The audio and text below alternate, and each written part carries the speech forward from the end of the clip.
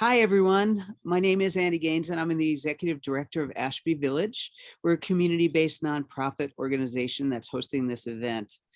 As many of you probably know, Ashby Village connects people throughout the East Bay with one another, offering support and opportunities for meaningful engagement that enable us to age with a sense of belonging and dignity. Ashby Village provides a wide range of valuable programs and services to its members and the larger community.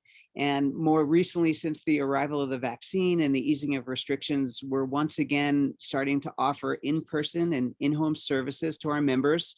For anyone who is interested in learning more about becoming a member, a volunteer, a donor, or an enthusiast, please join us for a special living room chat next Tuesday, May 25th, from 2 to 3 p.m. And you can also find out more on our website, call the office, and we look forward to meeting you further. So I'm delighted to welcome you to today's presentation, Real Estate Opportunities for Older Adult Homeowners. And this week we'll be examining changes in the transfer tax provision of the recently passed Prop 19 and the newly drafted reverse mortgages.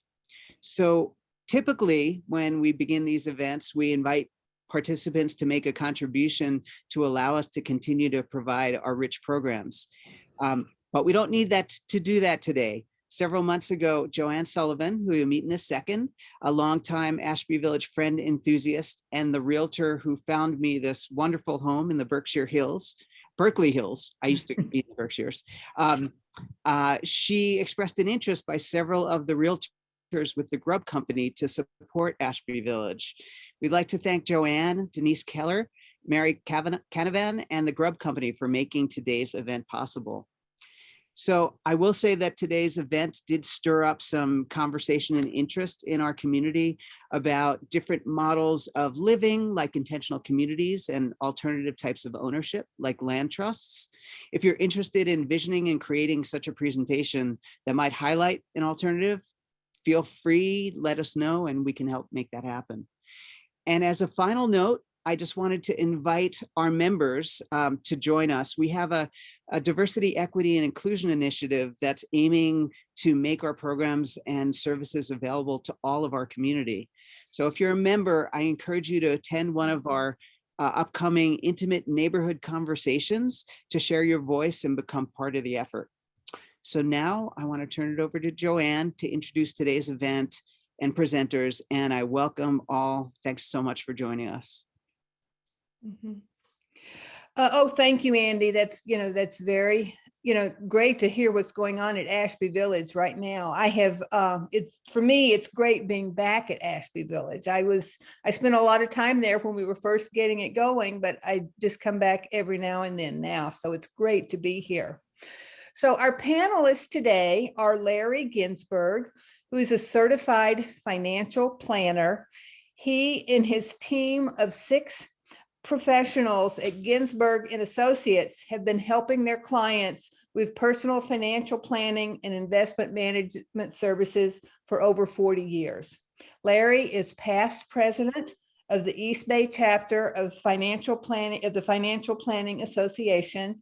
He was also chair of the Northern California FPA Regional Council of Presidents, and he has served on the boards of directors for many nonprofit organizations and corporations, including the Alameda County Community Food Bank. He has lived in Oakland all of his life, and his office is in Montclair Village, just down the street from the Grubb office. He knows that financial planning can be life-changing in many positive ways, and that memories are more important than money and things. So Larry's going to talk about Prop 19 and the implications for all of us. Also on the panel today is John Holmgren, who is a mortgage advisor and the Oakland branch manager for Finance of America Mortgage, the largest reverse mortgage lender in the United States. He has been in the real estate financing industry since 1981, when he joined PMI Mortgage Insurance Company and went on to hold positions at United Savings Bank, Oaks Advisors, and American Pacific Mortgage before joining Finance of America in 2014. Outside of work, John spends most of his time grandparenting and serving as chair of the Rotary Club of Oakland's Kinder Prep Committee, which provides training to transitional kindergarten students in underserved Oakland public schools. And John has been a proud Rotarian since 1994. So these are the experts. And also, Denise Keller, my business partner at Grubb, is going to be helping with the questions and answers.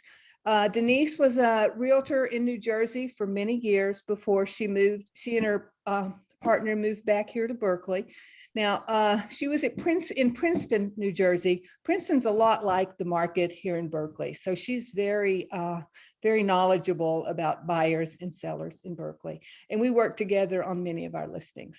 So I'm very glad to present these, these panelists to you today. And so why don't we get started with Larry?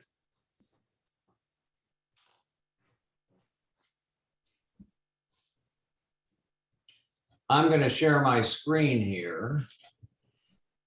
First, I want to thank Ashby Village and Joann for asking me to participate. And I have some information about, I was asked to share information with you about Propositions 13 and 19.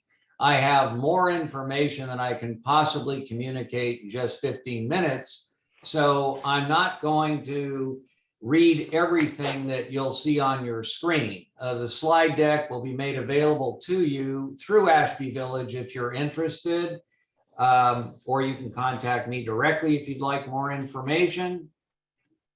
But I did want to give you some highlights about these propositions so that as you think about potentially making changes in your life, you'll be able to make the right decisions for you and your family. It's wonderful that Ashby Village is promoting these informational gatherings because it helps consumers to make smart financial decisions. And that's what we spend our daytime job time doing. So with that, I'll get started.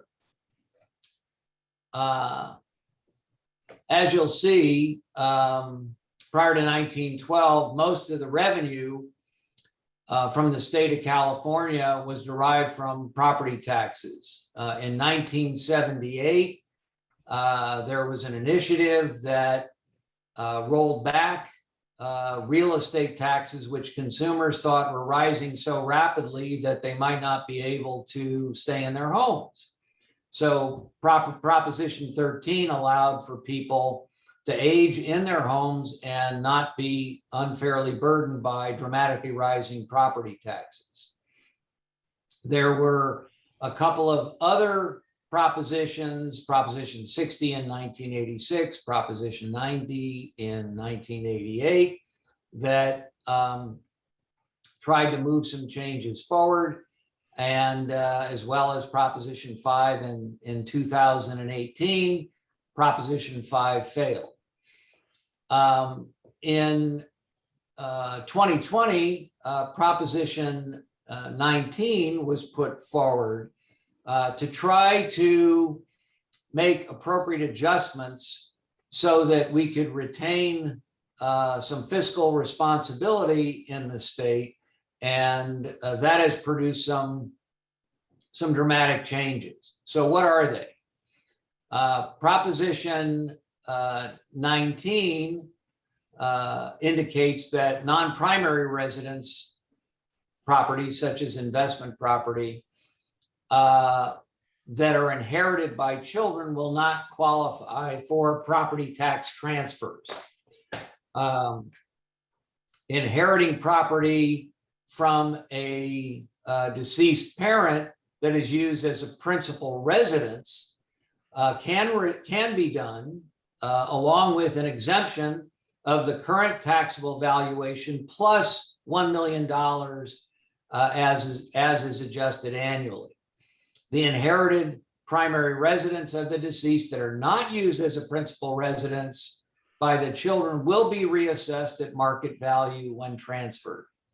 For grandparents to transfer to grandchildren, the parents of the grandchildren must be deceased. And filing the homeowner's exemption must be done within 1 year of transfer, and it can include a family farm. So what do I mean by what I just said? Let's give you a simple example.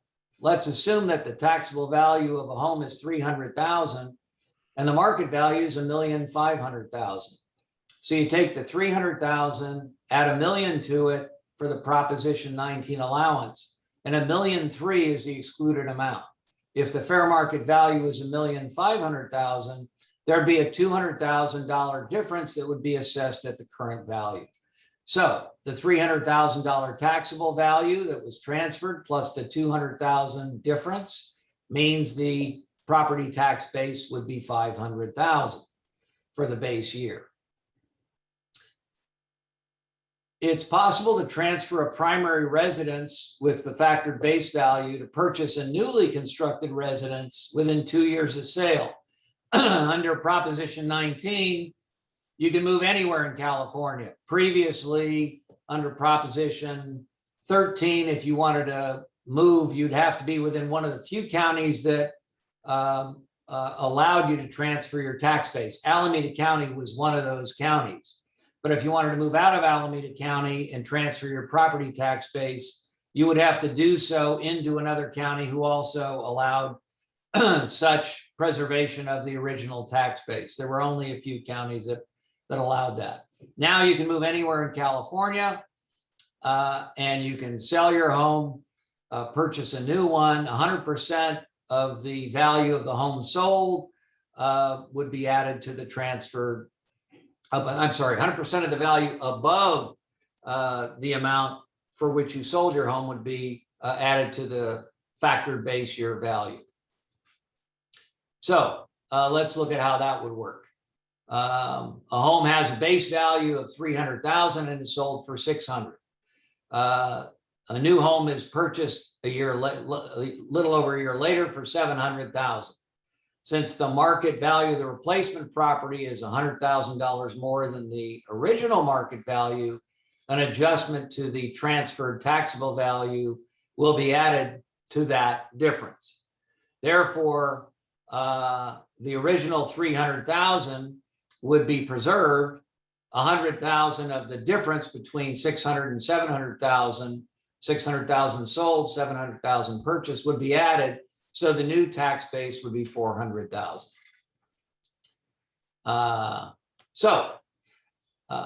That's very quick. I'm sure there's some other questions that will be asked later, but I was asked to also comment on what happens if a person sells a home and they've got a substantial capital gain. So for individuals, they can be exempt from the first $250,000 of capital gains when selling their residence. For a couple, that's $500,000 that would be exempt from any taxes. You do not have to reinvest and buy a new home. So with that, I'll turn it back over to Joann and we'll get to hear from John.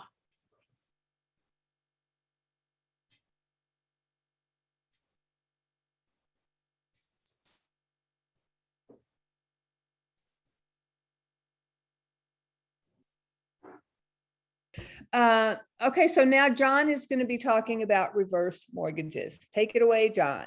All right, thank you.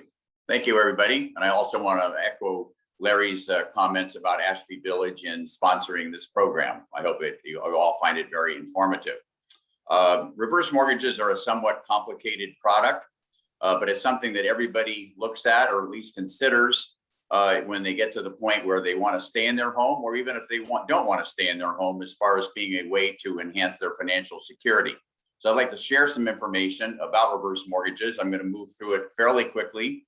You'll be a semi-expert at the end of this 10 minutes. So prepare yourself for that.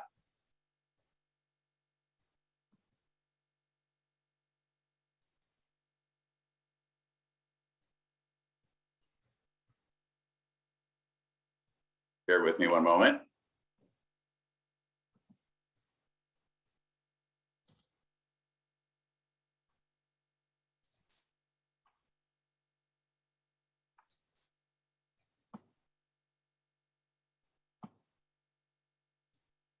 All right.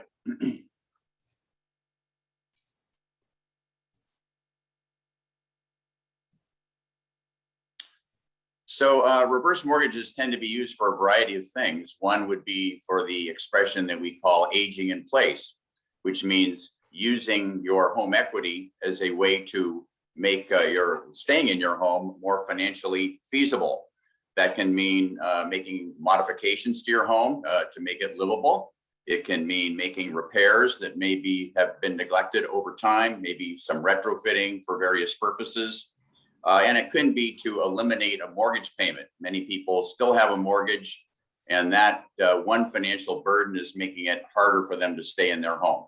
So the reverse mortgages tend to be used for all of those things. But they're also used to purchase new homes. I call it right sizing, moving to a different area, perhaps to be closer to relatives, or perhaps it's just to move to a home that is more suitable for your situation in terms of size, location, et cetera. And then finally, reverse mortgages, whether one is staying in one's home or moving, are sometimes used for what we call retirement risk management. What does that mean? It means that when people are retired or older homeowners, as we call them, they have a certain amount of resources that they use to live. They have Social Security often, pensions, they have IRAs and other forms of financial support. Sometimes they are not making the best use of those financial resources.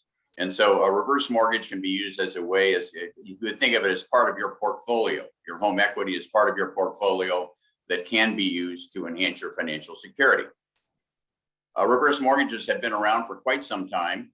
The first reverse mortgages were made in the early 60s. They were not government guaranteed. The first one was made by a savings association in Portland. The Federal Housing Administration got involved in the 80s, partially because there were some problems with the products that were being used at that time by private issuers. And our company started lending in 2003. Here are some basics, and I'm not going to read every single one of them. I'll just let you read it. I'll make a couple of comments. You have to be, for certain types of reverse mortgage, you have to be at least 60 years of age. For FHA mortgages, Federal Housing Administration, you need to be at least age 62.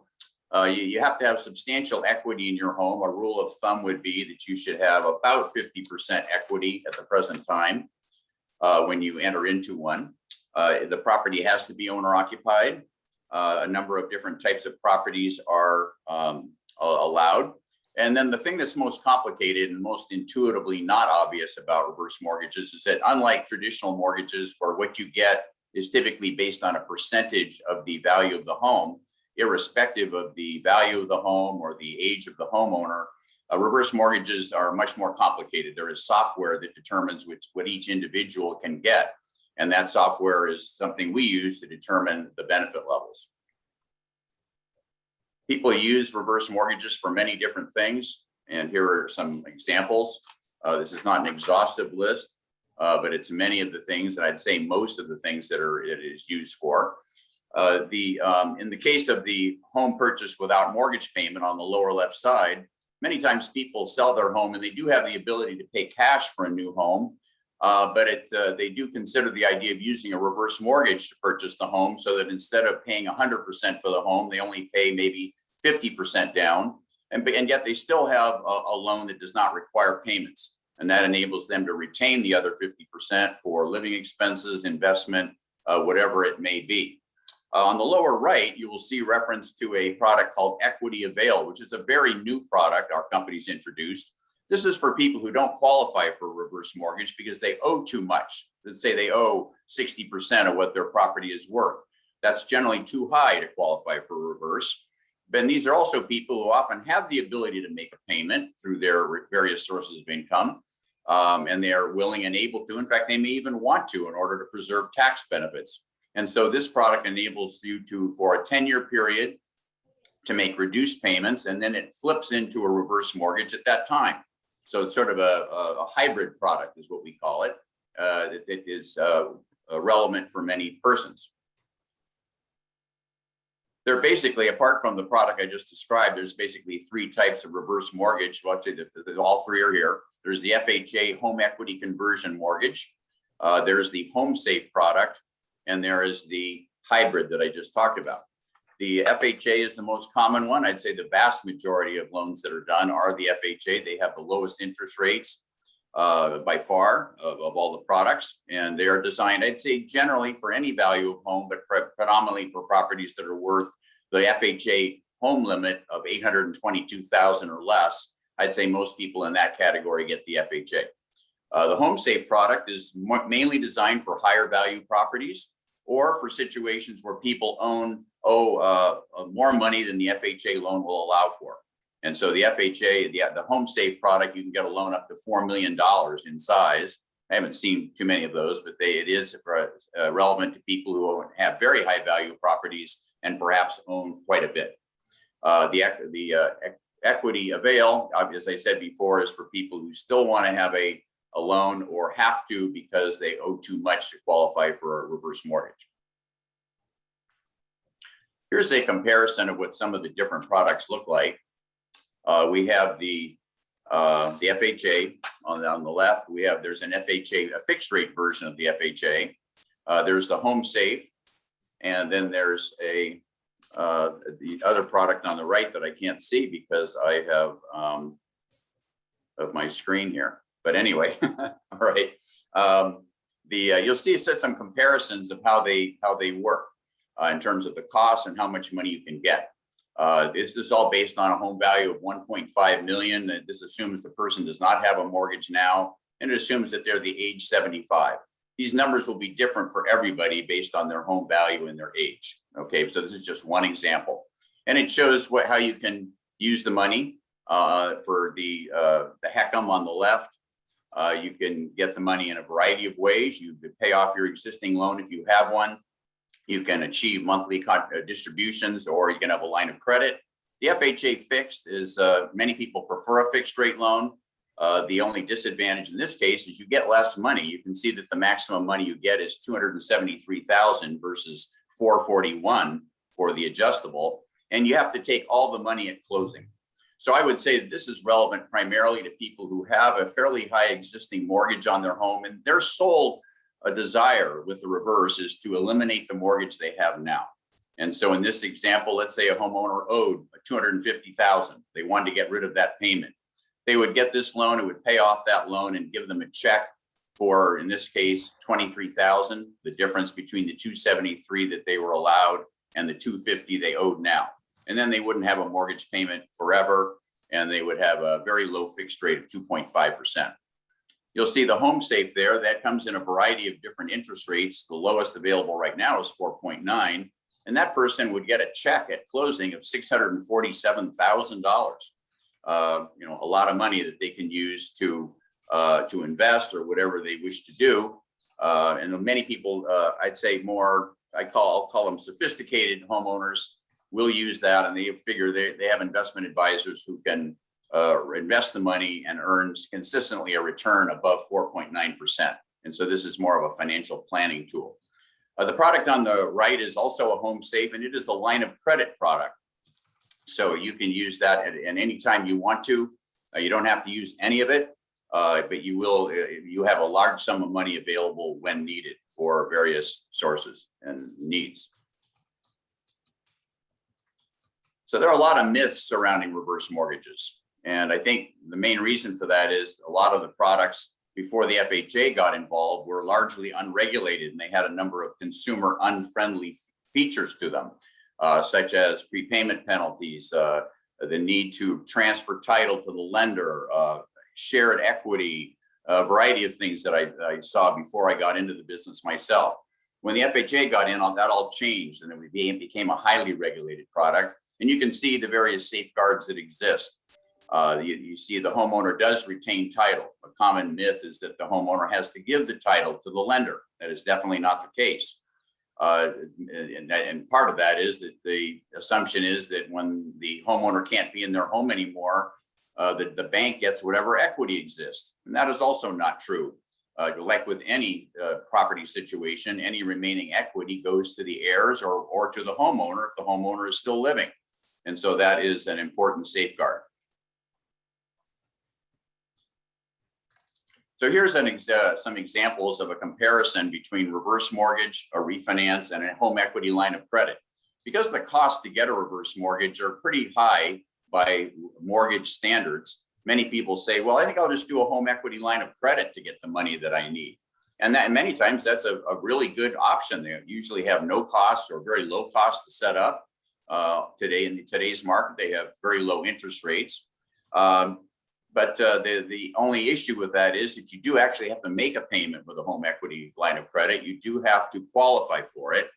And I know personally, I've had the personal experience on that last item there that when property values go down, it's hard to believe now they ever will, but they do at times. And many times banks that hold equity lines in those examples will simply cancel or freeze the line of credit that the homeowner has.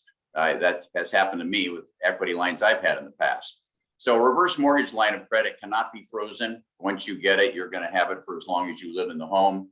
It's much easier to qualify for than a traditional mortgage. And I do a lot of regular traditional mortgages as well. I can attest to the fact that qualification standards are much more difficult than they used to be.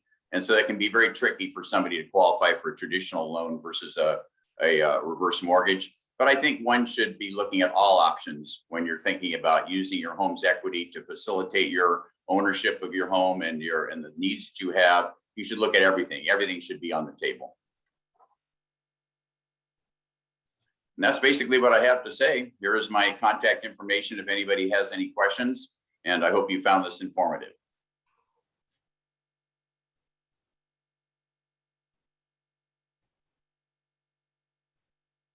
Thank you, John. It looks like we have several questions. Denise, will you, ask those questions of our presenters? Sure. Let me start with one of the earlier ones. We're starting to get a number of questions. So feel free to add your questions if you think of them as we go. But let's start with this one, which I think is going to Larry. If a home is inherited by an unmarried partner who lives in the home, what happens with regard to property taxes then?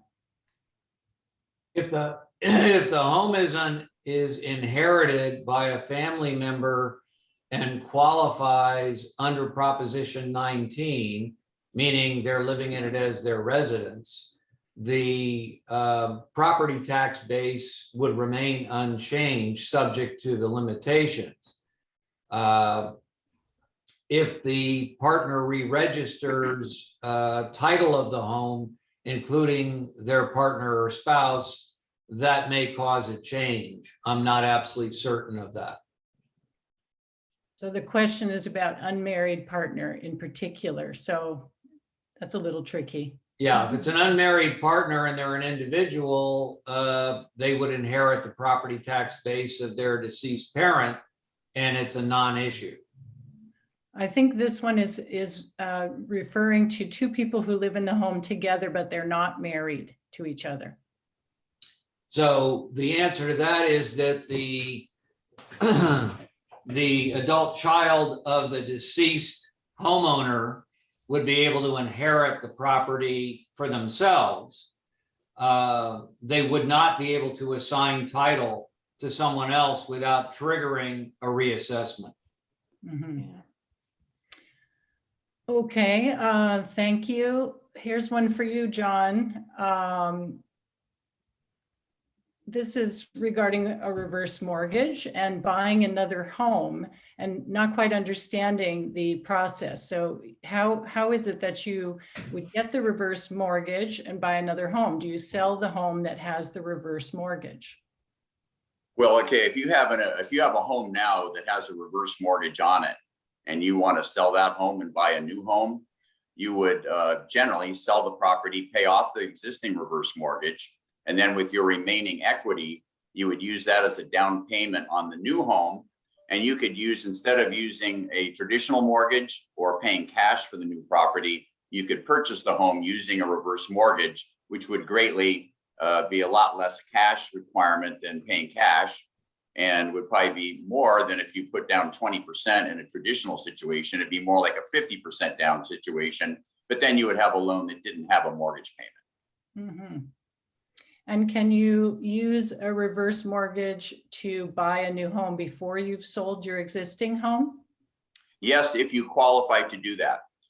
Again, reverse mortgages require a lot of equity, about 50% equity. And so if you have a savings from some other source, you can use that to make a substantial down payment on the new property and get a reverse mortgage for buying to buy that new property. Now, if you have an existing reverse mortgage on your current home and it's an FHA and you want to use an FHA to buy the new property, you will not be able to have two FHA reverse mortgages at the same time.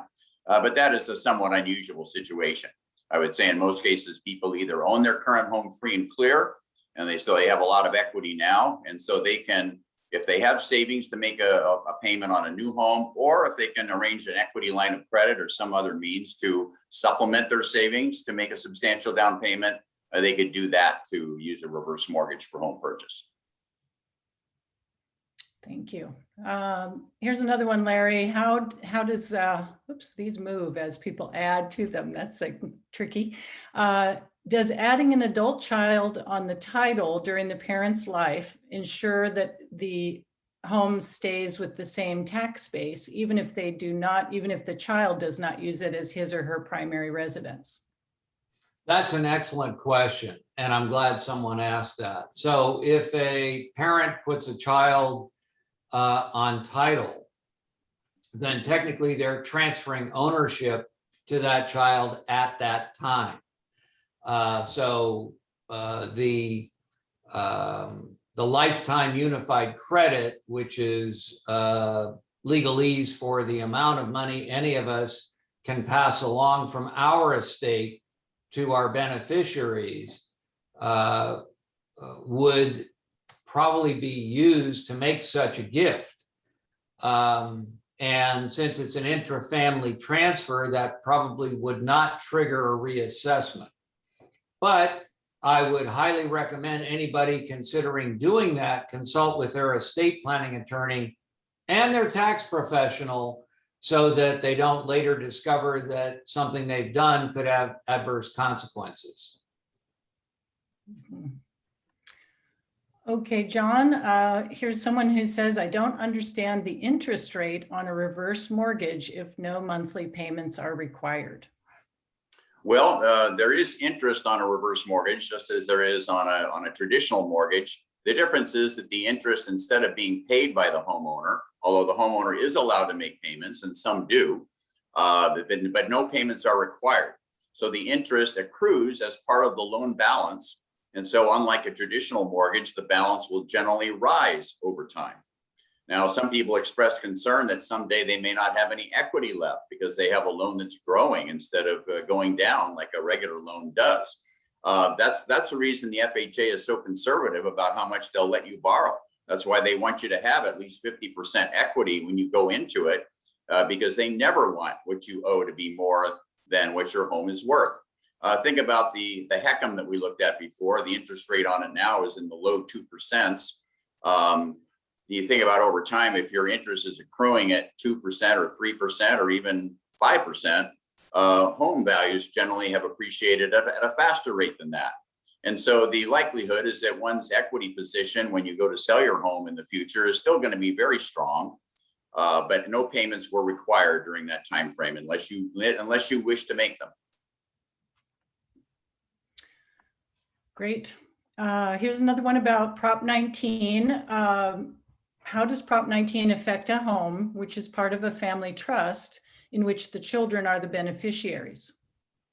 That's also a terrific question. So for those of you that don't know, many people title their assets, particularly those assets that can grow in value, such as a primary residence, in favor of a family trust. They're usually called revocable living trust. The reason to do that is because assets held in trust are exempt from probate and probate fees when the parents, if you will, die. So a house that is registered in a trust has the same potential benefits as a house that's owned by a couple, whether a husband and wife or domestic partners or others who are married or legally able to own title. So being in a trust doesn't create any negative impact, but the fact that the house is to be inherited by the children is a separate issue from the tax law having to do with Proposition 19. A child would still have to make that home their primary residence in order to qualify for the transfer of the tax base. Great. By the way, I want to apologize. I'm really not at Pebble Beach. That's just the background that one of my staff put up for me, since I like going there. I'm not really in my office either, but that's another story. John, can you explain how retirement risk management works and give an example of how the reverse mortgage helped? Sure. There's a concept in financial planning, and I'm not a financial planner, so Larry, I apologize for having used that term, but there's an expression called cycle of returns. So this is just one example of answering your question. So typically people may have Social Security or a pension, or they may have, but a lot of people are getting distributions from an IRA. And you are required at a certain age to take out a certain amount of money out of your IRA. But sometimes people need to take out more than the minimum in order to meet their needs. But there are times in the market when that may not be the best time to do that. Financial planning has evolved to the point where in the old days, once you got to a certain age, everything was invested in bonds or in savings accounts, because people didn't want to run the risk that their portfolio would drop in value. But with people living longer and having need for money for a longer period of time, many financial planners will have people invested in a more diversified portfolio that includes some equities and other things that have a greater potential for growth in order to meet the financial needs of the client for a lengthy period of time. Well, that can be a double-edged sword, because there are times when, if there are equities in your portfolio, they may go down in value. And it may not be a great time to take money out of your 401k in that situation, or even if it's a taxable account. In that case, if you had established a reverse mortgage line of credit in those certain times when it's not a good time to take money out of the market, you could use your reverse mortgage to get cash flow to live for that period of time. And by the same token, if your funds in your investment accounts were doing very well on a consistent basis, it may be that you're better off borrowing against a reverse mortgage that has a rate of 2% or 3% than taking money out of a portfolio that's been increasing at 10%. So this is a conversation typically you would have with your financial advisor as to what is the highest and best use of your various financial resources at a given time. And sometimes having that reverse mortgage as a different arrow in the quiver, so to speak, of your portfolio can be a useful retirement planning tool. John's absolutely right. If I can piggyback on that, what he's referring to is the sequencing of returns. And typically the stock market is up 3 years out of 4, 3 years out of 5, but there are times when it goes down. And as John noted, people are living longer and nobody wants to outlive their money. So having some assets that are positioned for growth is important. Establishing a home equity conversion mortgage line of credit for those times when people may want to access that line of credit is a really good solution for many people. Super interesting. That's new to me.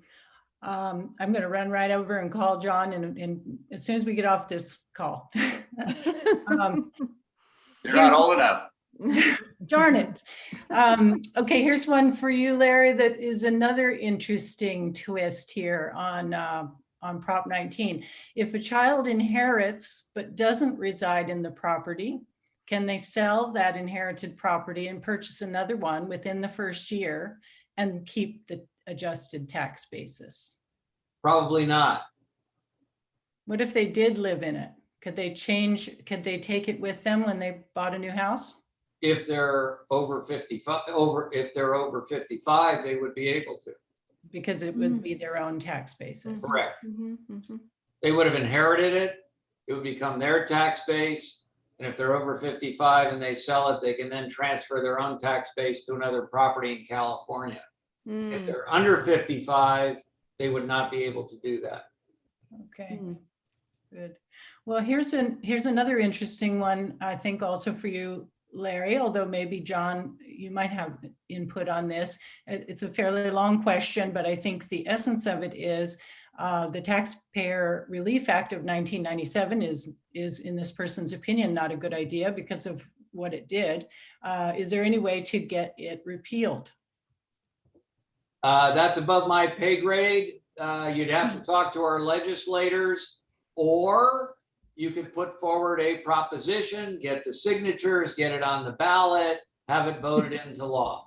Those are the two ways that you could adjust that tax act that the questioner is not happy about being in place. All right. Good advice, I'm sure. Will the reverse mortgage PowerPoint be available for download? Sure, I'll be happy to send it over to Ashby Village and they can distribute it as they desire. All righty. Here's another Prop 19 question. Is the $1 million added to the existing assessed county value? And is that a flat number that will not change? The $1 million will remain consistent. Thank you for the question.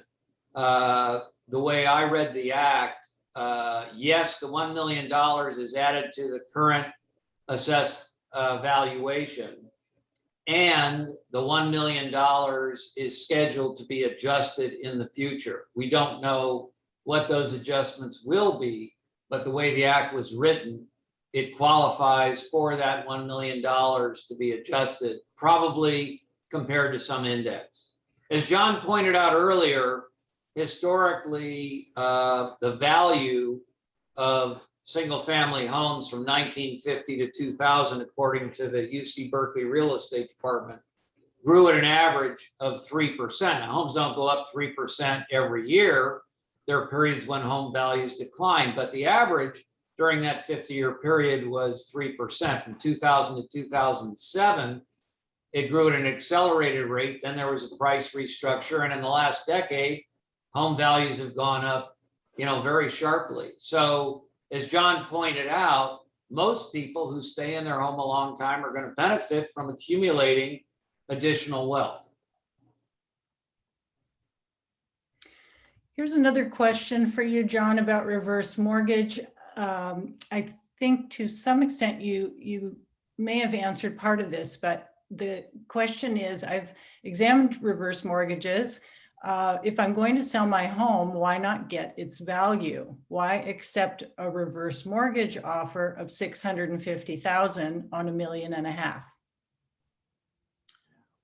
Well, I mean, not quite, you can, if you have a home that's worth $1.5 million, you could sell the home and say you own it free and clear. You could sell the home, and after you pay your transactions costs, you'll still have a huge amount of money that you can use for a replacement home. In terms of the reverse mortgage question, I'm not sure if the questioner is referring to using a reverse mortgage to purchase or getting a reverse mortgage instead of selling the home. I'm not quite sure about that.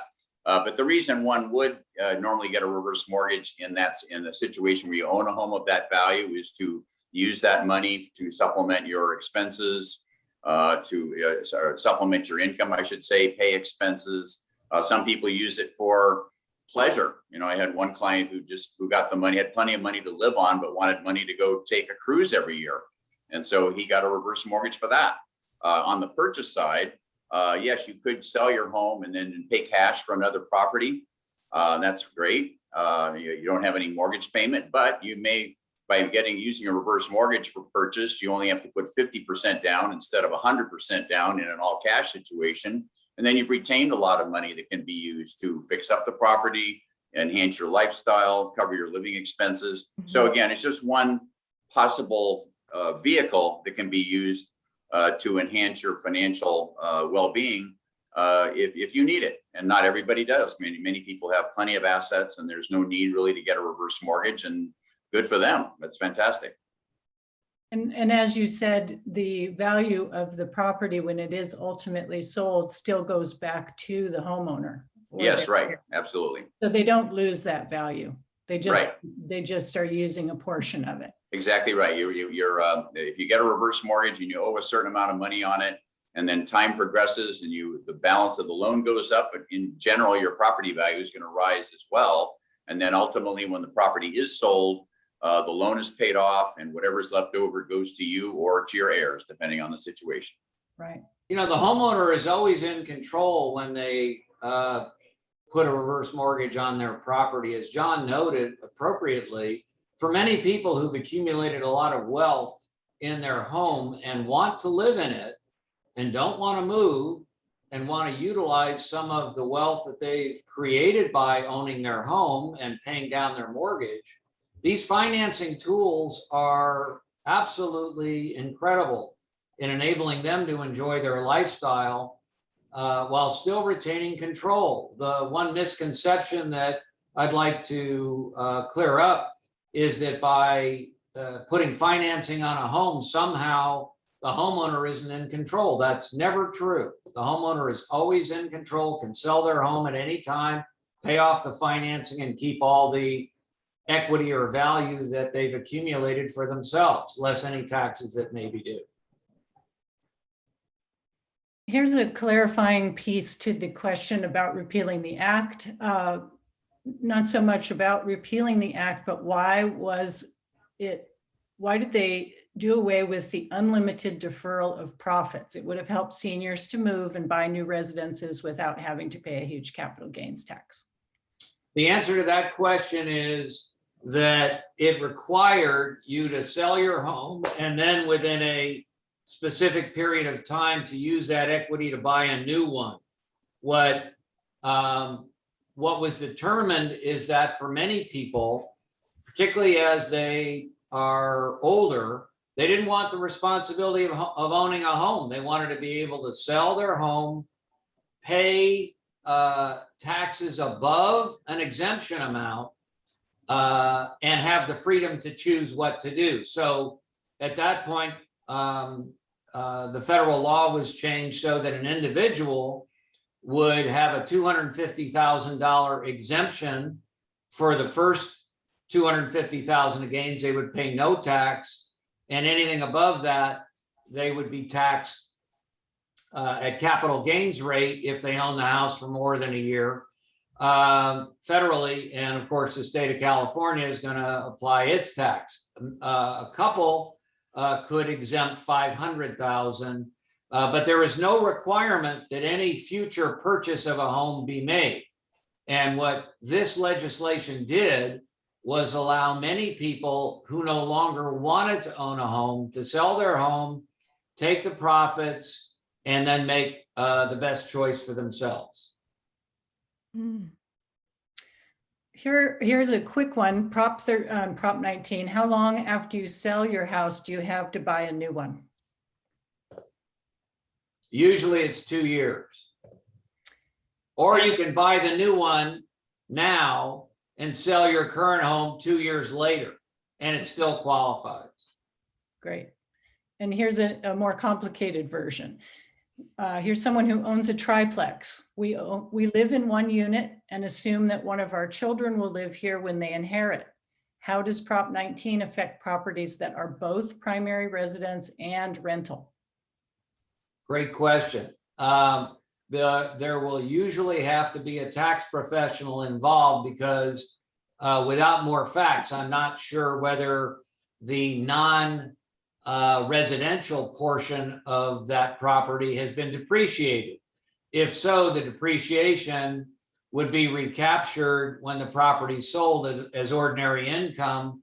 And this is now getting into the weeds, but the simplest answer is there's a very discrete methodology to help a taxpayer learn what would be able to be passed without tax and what portion would be subject to tax if it were sold or transferred.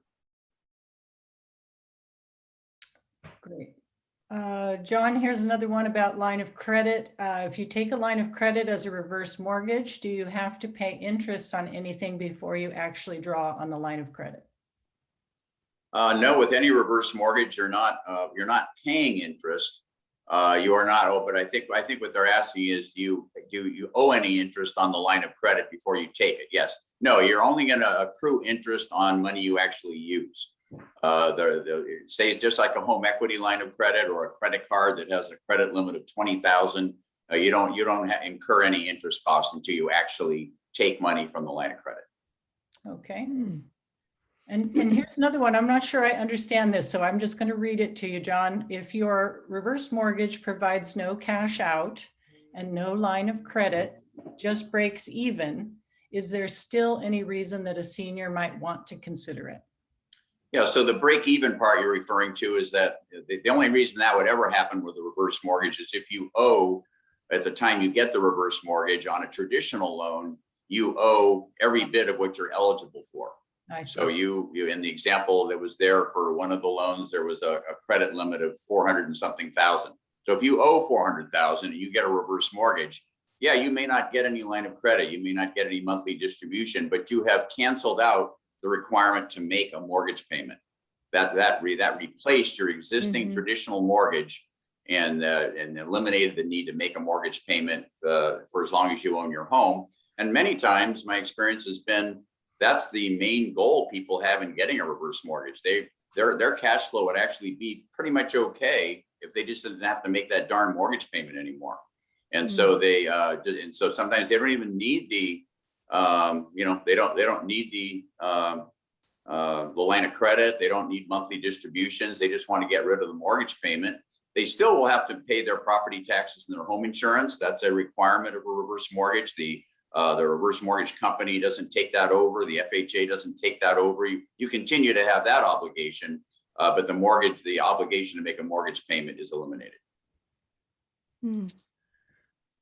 Well, thank you. Thank you both. There are a number of questions that we could keep going on, but I know we're close to the end here, or maybe even just slightly over where we expect it to be. Should we wrap it up now? Sure, but I want to volunteer for John and myself. If anybody wants to contact us directly, if they have questions, we'd be delighted to help get them the answers to their questions. We realize that in a program like this, there's limited time for people to ask, and those with fast fingers probably got their questions in sooner. So if you have a question, John's slide deck and mine will be available. Our contact information's there. Feel free to call us or send us a note. We'll be glad to get back to you.